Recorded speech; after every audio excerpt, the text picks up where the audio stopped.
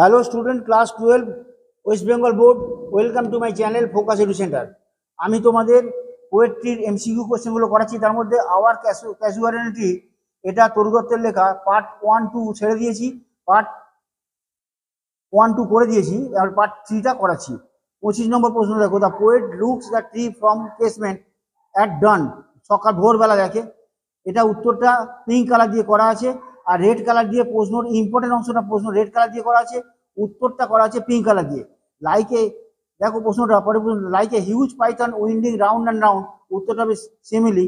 এটা কি ধরনের স্পিচ হবে না? সিমিলি হবে, মেটাফর হবে না, অ্যালিটারেশন হবে না, পার্সনিফিকেশন হবে না। ড্যান্সড ইন এ ড্রিমলেস সুন, এটার সাজেস্ট হবে stillness of nature at night. তারপরে প্রশ্নটা দেখো, the poet saw at the top of the tree baboon, একটু বেবুনকে দেখতে পেয়েছিল একদম গাছের ওপরে।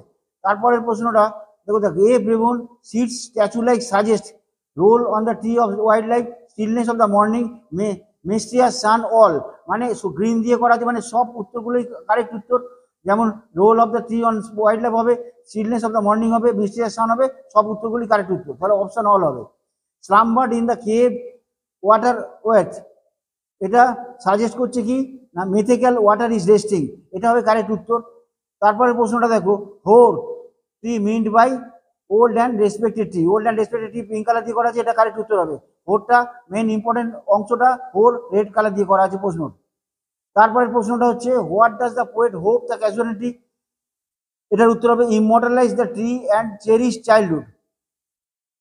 তারপরের প্রশ্নটা, the poetic speech one sweet song that seems to have no close, এটা হবে হাইপারবোল, মেটাফর হবে না, অ্যালিটারেশন হবে না, এপিক হবে না। তারপরে দেখো, the rough trunk indented depth with scars, এটার উত্তর হবে বি অ্যান্ড সি, মানে ভিজুয়াল ইমাজিনারি পার্সনিফিকেশন আর অ্যালিটারেশন দুটোই হবে, মেটাফর হবে না। তারপরের প্রশ্নটা দেখো, offspring of baboon is described by a puny, এটা অ্যাডজেক্টিভ হিসাবে একটা ইউজ হচ্ছে পুনি, এটা অফস্প্রিংটাকে পুনি হিসাবে বলা হয়েছে। তারপর like huge python winding round and round, এই প্রশ্নের উত্তরটা হবে, রাইমিক স্কিমটা হবে এ বি বি এ, এটা হবে কারেক্ট অ্যান্সার।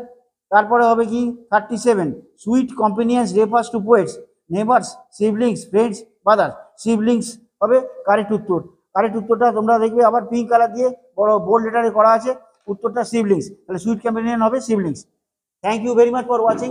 তোমাদের ভালো লাগলে অবশ্যই লাইক সাবস্ক্রাইব করো, সাবস্ক্রাইব করতে তোমরা ভুলো না। এর পরবর্তীকালে নেক্সট ভিডিও তোমাদের ইউলিসিস আসতে চলেছে, অবশ্যই তোমরা সাবস্ক্রাইব করো। আর তোমাদের আসন্ন ভালো পরীক্ষাটা ভালো হবে, এই শুভেচ্ছা জানিয়ে আমি আমার ভিডিওটা শেষ করলাম।